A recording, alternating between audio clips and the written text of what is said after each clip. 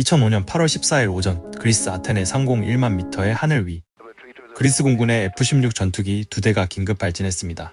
목표는 미사일도 침입기도 아니었습니다. 승객을 가득 태운 여객기 한 대였습니다. 키프로스에서 아테네로 오던 그 여객기는 1시간 넘게 관제의 어떤 호출에도 답하지 않고 있었습니다. 9.11 테러가 일어난 지 4년, 응답 없는 여객기가 수도로 다가온다는 건 최악을 의심해야 하는 상황이었습니다. 전투기가 여객기 옆에 바짝 붙었습니다. 조종사는 여객기의 창을 들여다봤습니다. 그리고 본부에 믿기 어려운 보고를 올렸습니다. 부기장은 조종관 위에 엎드려 미동이 없다. 기장석은 비어있다. 객실에는 산소 마스크가 내려와 있고 승객들은 전부 잠든 것처럼 움직이지 않는다. 121명을 태운 비행기가 아무도 조종하지 않는 채로 하늘을 날고 있었습니다. 몇 시간 뒤 이 비행기는 121명 전원과 함께 그리스의 언덕에 잠들게 됩니다. 납치도, 폭발도, 고장도 아니었습니다. 이 비행기를 유령선으로 만든 건 전날 밤 어느 손가락이 돌려놓은 작은 스위치 하나, 그리고 그 뒤에 이어진 사람의 감각이 만든 함정들이었습니다. 오늘은 그런 함정에 빠진 두 조종석의 이야기, 두 편입니다. 이제 첫 번째 이야기부터 시작합니다. 이 비행기 무슨 일이 있었던 걸까요? 답을 찾으려면 하늘이 아니라 전날 밤의 경납고로 가야 합니다. 사고 당일 아침으로 돌아가 보겠습니다. 키프로스의 라르나카 공항, 헬리오스 항공은 이 섬나라의 첫 민간 항공사였습니다. 저렴한 요금으로 유럽의 휴양 노선을 잇던 작은 회사 522편은 그리스 아테네를 거쳐 체코 프라하까지 가는 아침 비행기였습니다. 8월 한복판의 일요일, 승객 대부분은 여름 휴가를 떠나는 키프로스 가족들이었습니다. 아테네에서 내려 그리스 본토를 여행할 사람들, 프라하까지 가는 신혼부부, 그리고 아이들, 명단의 3분의 1 가까이가 어린이와 청소년이었습니다. 승객 115명에 승무원 6명, 모두 121명. 기체는 보잉 737, 세계에서 가장 흔한 여객기입니다. 지금 이 순간에도 수천 대가 하늘에 떠있는 하늘의 국민차 같은 기종이죠. 이 기체는 독일 항공사에서 7년을 날다 헬리오스로 넘어온 중고였습니다. 특별할 것 없는 이력. 다만 이 비행기는 과거에도 여합계통이 말썽을 부린 기록이 몇 번 있었고 그때마다 점검을 받고 복귀했습니다. 다만 이 비행기는 전날 밤 정비를 받았습니다. 앞선 비행에서 뒷문 쪽에서 바람 쐬는 소리가 난다는 보고가 있어서 야간 정비팀이 문 밀폐를 점검한 겁니다. 새벽 시간, 정비사는 절차대로 기내에 압력을 넣어 문이 새는지 확인했습니다. 이 시험을 하려면 여합계통을 사람 손으로 조작해야 합니다. 조종석 머리 위 패널, 손가락 2마디만 한 셀렉터를 자동에서 수동으로 돌리는 거죠. 시험은 문제없이 끝났습니다. 문은 멀쩡했습니다. 정비사는 서류에 서명했고 비행기는 아침 비행에 배정됐습니다. 절차서에는 시험이 끝나면 스위치를 자동으로 되돌리라는 항목이 있습니다. 그날 밤 그 항목은 어떤 이유에서인지 손끝을 비껴갔습니다. 그런데 그 스위치가 수동에 놓인 채로 남았습니다. 어른 손가락 2마디. 이 이야기의 121명은 결국 그 2마디에 걸려 있었습니다. 여합이 뭐길래 이게 문제가 되느냐. 잠깐 짚고 가겠습니다. 여객기가 나는 고도의 공기는 사람이 숨 쉴 수 없을 만큼 희박합니다. 그래서 비행기는 엔진에서 뽑은 공기를 기내에 눌러 담아 객실을 숨 쉴 수 있는 압력으로 유지합니다. 평소엔 이걸 컴퓨터가 자동으로 합니다. 조종사는 신경 쓸 일이 없. 하지만 스위치가 수동에 있으면 기계는 아무것도 하지 않습니다. 비행기가 아무리 높이 올라가도 기내의 공기를 채우지 않는 겁니다. 수동에 놓인 스위치를 되돌릴 기회는 3번 있었습니다. 조종사들은 비행 전, 엔진 시동 후, 이륙 직후 이렇게 3번의 점검 목록에서 이 스위치의 위치를 확인하게 되어 있습니다. 3번 다 지나갔습니다. 늘 자동에 있던 스위치였으니까요. 사람의 눈은 늘 있던 자리에 있는 것을 봤다고 믿어버립니다. 오전 9시 7분 헬리오스 522편은 121명을 태우고 라르나카를 이륙했습니다. 이륙 자체는 교과서적이었습니다. 관제와의 첫 교신들도 평범했습니다. 그 시각 조종석의 머리 위 자동을 가리켜야 할 하늘 하나만이 수동에 누워 있었습니다. 이륙 후 비행기는 순조롭게 고도를 올렸습니다. 라르나카의 해안선이 멀어지고 지중해의 아침 햇살이 객실창으로 들어왔을 겁니다. 겉보기에 완벽한 비행, 그리고 기내의 압력은 아무도 모르는 사이에 바깥 하늘을 따라 옅어지고 있었습니다. 자동 여합이 살아있었다면 이 시점의 기내는 이미 공기를 눌러 담고 있어야 했습니다. 하지만 수동에 놓인 계통은 손대는 사람이 없으니 그대로였습니다. 5000피트, 8000피트, 기내의 고도가 바깥 고도를 그대로 따라 올라갔습니다. 12000피트를 지나던 순간 조종석에 경보음이 울렸습니다. 객실 고도 경보. 기내 공기가 위험할 만큼 희박해졌다는 뜻입니다. 그런데 여기 이 사고의 두 번째 함정이 있었습니다. 이 시절 737의 객실 고도 경보음은 다른 경보와 소리가 같았습니다. 지상에서 이륙 준비가 잘못됐을 때 울리는 이륙 구성 경보와 완전히 동일한 혼소리였던 겁니다. 하늘에서는 객실 고도, 땅에서는 이륙 구성, 같은 소리가 상황에 따라 다른 뜻이 되는 설계였습니다. 조종사들은 하늘에서 그 소리를 듣고 땅의 경보를 떠올렸습니다. 이륙 구성 경보가 왜 지금 울리지? 오작동인가? 조종석 음성 기록이 남아있지 않아 정확한 대화는 알 수 없지만 이후의 무전들이 그들의 혼란을 증언합니다. 두 사람은 경보를 끄고 원인을 찾아 머리 위 패널과 계기들을 뒤졌습니다. 정답은 그 머리 위 패널에 있었습니다. 손가락 2마디짜리 스위치의 바늘이 수동을 가리키고 있었으니까요. 하지만 문제가 여합이라는 발상 자체가 없는 눈에는 그 바늘이 보이지 않았습니다. 이 조종석의 구성도 잠깐 짚어두겠습니다. 기장은 58세의 독일인, 여러 항공사를 거친 비행시간 17,000시간의 계약 조종사였습니다. 부기장은 51세의 키프로스인, 두 사람은 이날 처음 함께 비행하는 사이였고 공용어는 서로에게 외국어인 영어였습니다. 위기 상황에서 손발을 맞춰본 적 없는 두 사람이라는 점을 훗날 보고서는 조용히 지적합니다. 두 사람은 영문을 모른 채 계기를 뒤졌습니다. 곧이어 장비 냉각 경고등까지 켜졌습니다. 공기가 희박해지며 전자장비 냉각이 나빠진 같은 원인의 다른 증상이었죠. 하지만 조종석에서는 그 점들이 이어지지 않았습니다. 기장은 회사 정비센터를 무전으로 불렀습니다. 마침 그 주파수를 받은 사람이 공교롭게도 전날 밤 이 비행기를 점검했던 바로 그 정비사였습니다. 기장이 물었습니다. 이륙 구성 경보가 울리고 장비 냉각 등이 켜졌다. 냉각 차단기가 어디 있나? 정비사는 갸웃했습니다. 이륙 경보가 하늘에서 울릴 리 없으니까요. 그는 핵심을 짚는 질문을 던졌습니다. 여합 스위치 위치를 확인해 보시겠어요? 자동에 있습니까? 정답이 무전에 실려 조종석까지 왔던 순간입니다. 스위치로 눈만 돌렸다면 끝났을 일입니다. 하지만 기장의 대답은 동문서답이었습니다. 냉각 차단기가 어디 있느냐고. 질문은 허공을 돌았고 대화는 몇 분째 제자리를 맴돌았습니다. 이미 저산소증이 조종석의 사고력을 갉아먹고 있었던 겁니다. 산소가 모자라면 사람은 어지럽거나 숨이 차기 전에 판단력부터 잃습니다. 그게 저산소증의 무서운 점입니다. 시야가 좁아지고 단순한 계산이 어려워지고 근거 없는 자신감이 차오릅니다. 그러면서도 자기가 이상해지고 있다는 것 자체를 알 수 없게 되죠. 조종사들에게는 저산소 증상을 배우는 훈련이 있지만 그 훈련의 전제는 자신이 지금 저산소 상황이라는 걸 아는 것입니다. 이 조종석은 그 전제부터 무너져 있었습니다. 고도 18,000피트를 넘어서며 조종석의 사고력은 소리 없이 꺼져가고 있었습니다. 조종사용 산소 마스크는 좌석 옆에 있었습니다. 손만 뻗으면 닿는 거리. 하지만 마스크를 써야 한다는 판단 자체가 이미 그들을 떠난 뒤였습니다. 객실은 조종석보다 정직하게 반응했습니다. 14,000피트 객실 천장에서 산소 마스크가 일제히 떨어졌습니다. 승객들은 웅성이며 마스크를 썼습니다. 아이의 마스크를 먼저 씌우는 부모들, 승무원들의 안내. 하지만 기내 방송으로 상황을 설명해줄 조종석은 이미 설명할 능력을 잃어가고 있었습니다. 하지만 승객용 마스크의 산소는 12분 분량입니다. 비행기가 곧 내려간다는 전제로 설계된 양이죠. 이 비행기는 내려가지 않았습니다. 오토파일럿은 입력된 대로 34,000피트를 향해 계속 올라갔습니다. 정비센터와의 마지막 교신에서 기장의 목소리는 이미 문장이 되지 못하고 있었습니다. 이륙 13분 뒤 그 목소리마저 끊겼습니다. 정비센터의 호출에도 관제의 호출에도 OEB편은 더 이상 답하지 않았습니다. 라르나카의 정비사는 불길함의 회사 운항실로 뛰어갔습니다. 그는 그날 아침 내내 그 주파수 앞을 지켰다고 합니다. 하지만 그 시점에 지상의 누구도 하늘의 522편을 위해 할 수 있는 일이 없었습니다. 헬리오스 운항실과 키프로스 관제, 그리스 관제가 차례로 비상 연락망을 돌리는 사이 비행기는 항로를 따라 멀어져만 갔습니다. 아테네 공항에서는 522편의 게이트가 비어 있었습니다. 도착 시각이 지나고 연결편을 기다리던 사람들이 전광판을 올려다보고 지연 표시가 떴습니다. 그 시각 그들이 기다리던 비행기는 응답 없이 그리스 하늘로 들어오고 있었습니다. 그 뒤로 2시간 가까이 헬리오스 522편은 컴퓨터가 모는 비행기가 됐습니다. 오토파일럿은 성실했습니다. 입력된 항로를 따라 34,000피트로 지중해를 건넜습니다. 키프로스 관제가 그리스 관제로 인계를 시도했지만 응답이 없었고 아테네 관제가 19번을 호출해도 마찬가지였습니다. 다른 항공사의 비행기들까지 중계 호출에 동원됐지만 소용없었습니다. 그러는 동안에도 비행기는 항로를 벗어나지 않았습니다. 그리스 본토로 들어가고 아테네 상공에 도착하고 그리고 착륙 지시를 받을 수 없으니 컴퓨터는 입력된 대기 경로를 따라 아테네 상공을 크게 돌기 시작했습니다.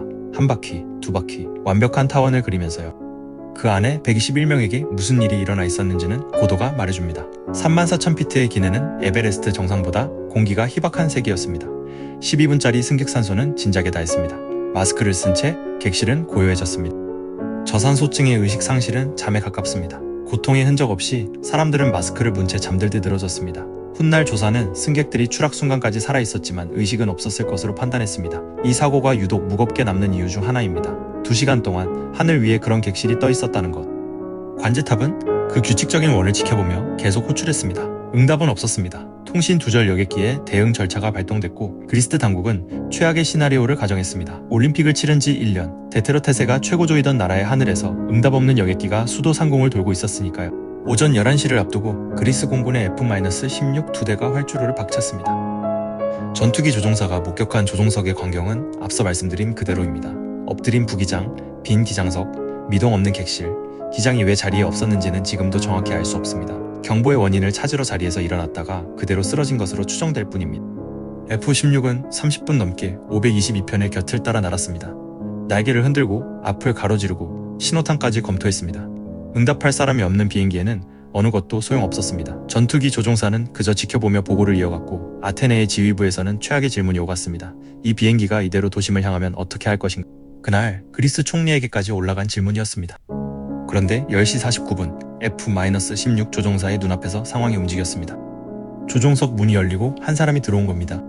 25세의 객실 승무원 안드레아스 프로드로무였습니다. 영국에서 상업조종사 면허 과정을 밟은 적이 있는 조종사를 꿈꾸던 청년이었습니다. 그는 객실 승무원용 휴대 산소통을 갈아 끼워가며 그 긴 시간을 버텨낸 유일한 사람이었습니다. 같은 비행기의 승무원인 여자친구 곁에서 안 되는 줄 알면서도 동료들에게 산소를 나눠 물리며 버텼을 겁니다. 그리고 마지막에는 훈련받은 그 짧은 조종 지식을 들고 조종석 문을 열었습니다. F-16 조종사의 보고가 다급해졌습니다. 조종석에 사람이 나타났다. 살아있는 사람이. 프로드로무는 기장석에 앉아 조종관을 잡았고 전투기를 향해 손짓도 보냈습니다. 지상에서는 잠깐 희망 섞인 술렁임이 일었습니다. 무전 교육까지는 받지 못했던 걸까요? 그의 응답은 관제 주파수에 닿지 않았습니다. 그리고 그가 조종을 넘겨받은 순간은 너무 늦은 순간이었습니다. 3시간 가까이 하늘에 떠있던 522편의 연료가 바닥나기 시작한 겁니다. 왼쪽 엔진이 먼저 꺼졌습니다. 비행기는 고도를 잃기 시작했고 프로드로무는 기술을 아테네 반대쪽, 사람이 적은 쪽으로 돌렸습니다. 미약한 무전 송신도 잡혔습니다. 메이데이, 메이데이, 헬리오스 522. 훗날 그 F-16 조종사는 그날을 회고하며 군 생활에서 가장 무력했던 비행이었다고 말했습니다. 손이 닿을 듯한 거리에서 아무것도 할 수 없었으니까요. F-16 조종사는 마지막까지 그 곁을 지켰습니다. 그의 눈앞에서 522편은 언덕의 능선을 넘지 못했습니다. 10분 뒤 오른쪽 엔진마저 꺼졌고 낮 12시 3분 헬리오스 522편은 아테네 북쪽 그란마티코의 언덕에 추락했습니다. 훗날 조사관들은 마지막 순간의 조종 흔적에서 기체를 마을과 도로에서 떨어진 비탈로 이끈 미세한 손길을 읽었습니다.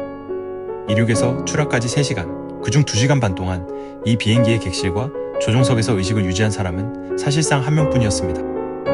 탑승자 121명, 전원이 그 언덕에서 목숨을 잃었습니다. 키프로스는 그날 오후 멈춰섰습니다. 인구 100만이 안 되는 작은 나라에서 한 달이 건너면 닿는 이웃들이 한꺼번에 떠난 겁니다. 라르나카 공항에는 가족들이 몰려들었고 교회의 종이 섬 전체에 울렸습니다. 아침에 손을 흔들어 배웅한 비행기가 점심 뉴스의 속보가 되어 돌아온 날, 그리스와 키프로스 두 나라가 함께 국가외도에 들어갔고 아테네의 유럽 정상들도 조기를 내렸습니다. 그리스 사고조사위원회가 조사를 이끌었고 키프로스와 미국, 영국의 조사관들이 합류했습니다. 잔해와 기록을 훑은 끝에 나온 결론은 신속하고 명확했습니다. 출발점은 그 여압 스위치였습니다. 정비 후 수동에 남겨진 스위치.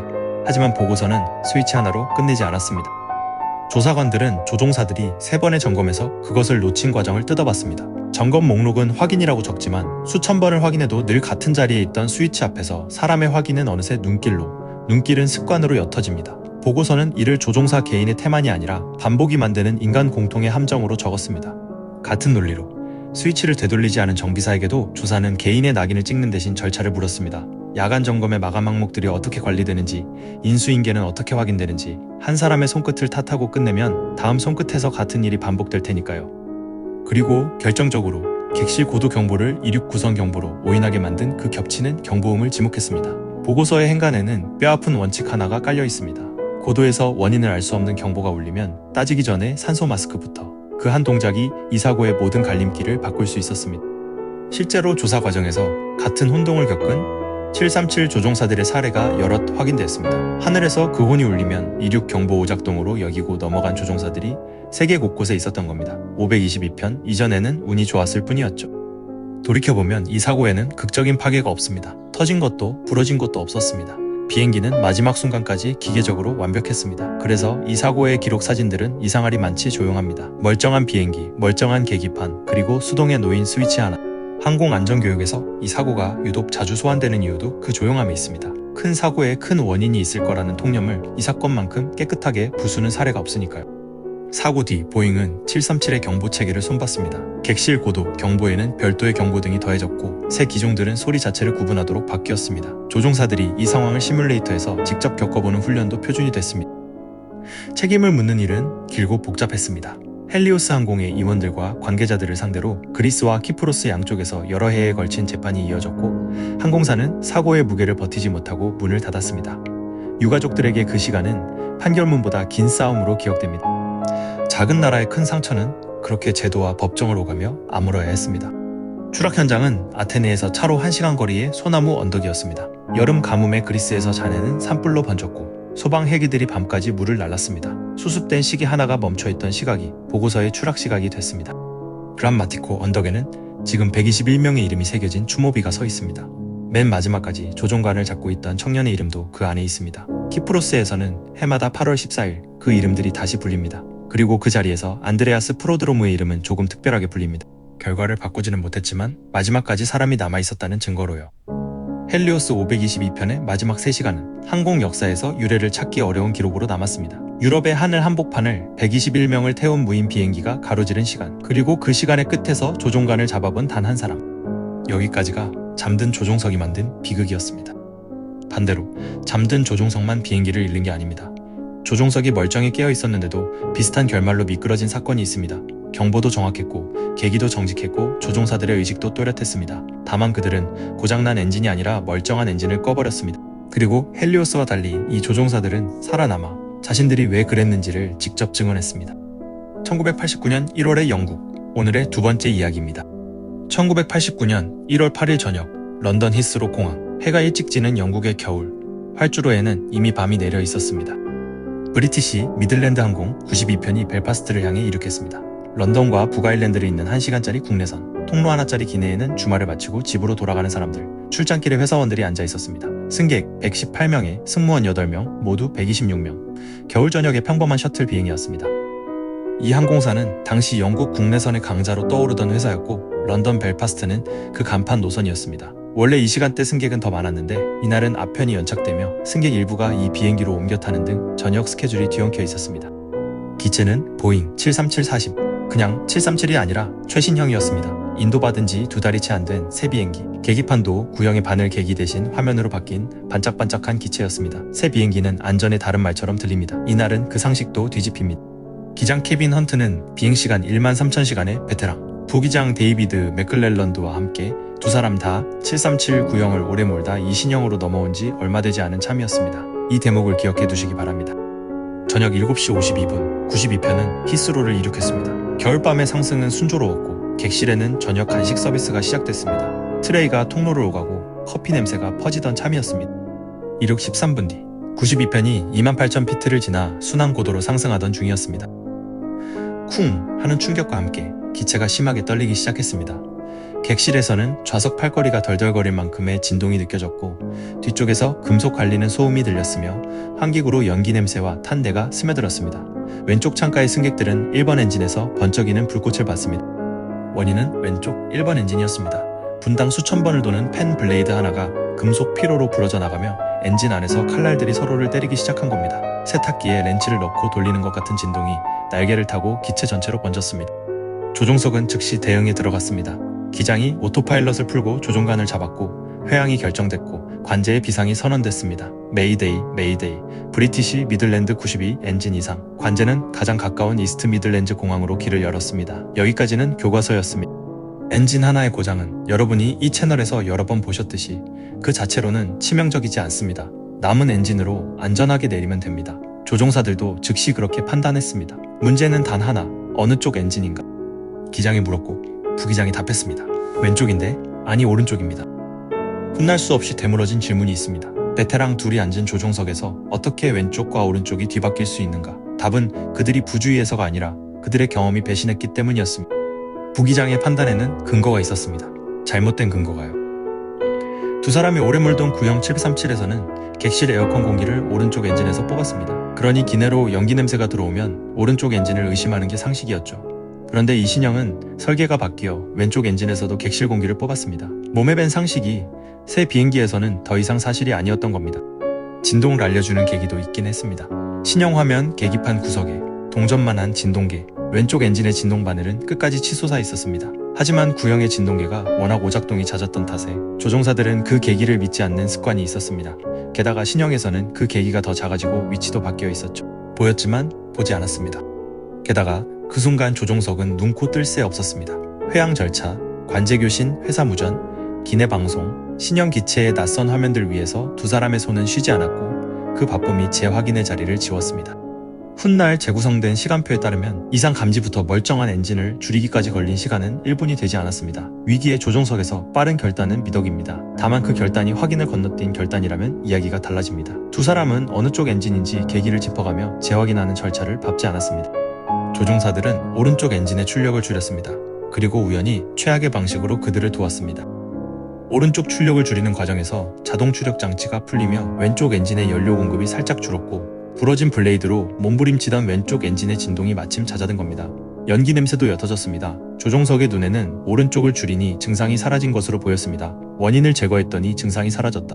이보다 명쾌한 확인이 어디 있겠습니까? 진단이 맞았다는 확신과 함께 두 사람은 절차에 따라 오른쪽 엔진의 연료를 잠갔습니다. 멀쩡한 엔진이 식어갔습니다. 그 시각이 결정을 되물을 수 있는 장치는 두 가지였습니다. 치솟아 있던 왼쪽 진동계, 그리고 왼쪽 불꽃을 본 객실의 눈들. 하나는 신뢰를 잃은 계기였고 하나는 조종석으로 이어지는 길이 없었습니다. 이제 92편은 부러진 왼쪽 엔진 하나로 나는 비행기가 됐습니다.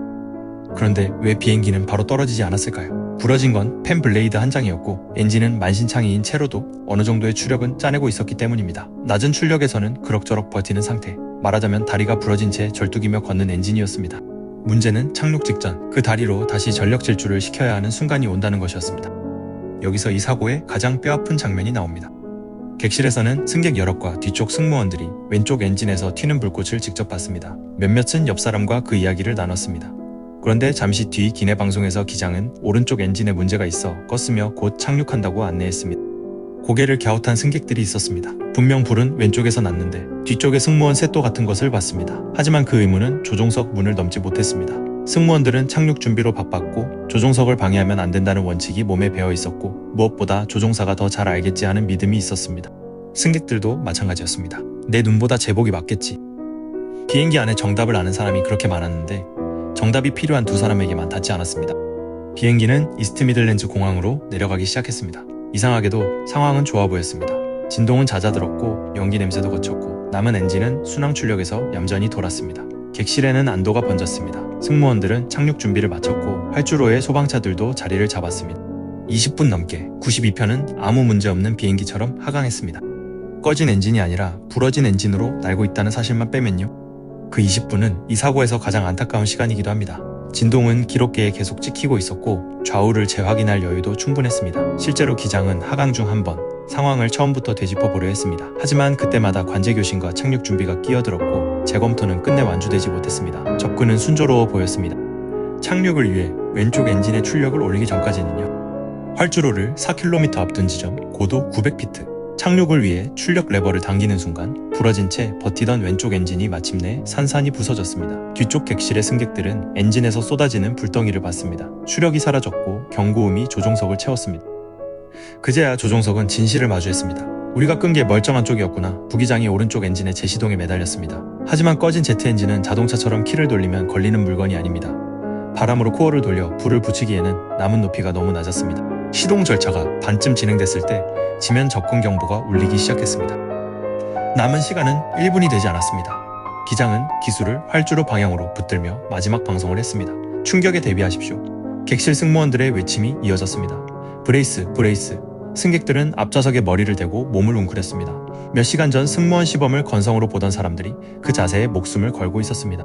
그리고 실제로 그 자세가 이날 수십 명의 목숨을 가르게 됩니다.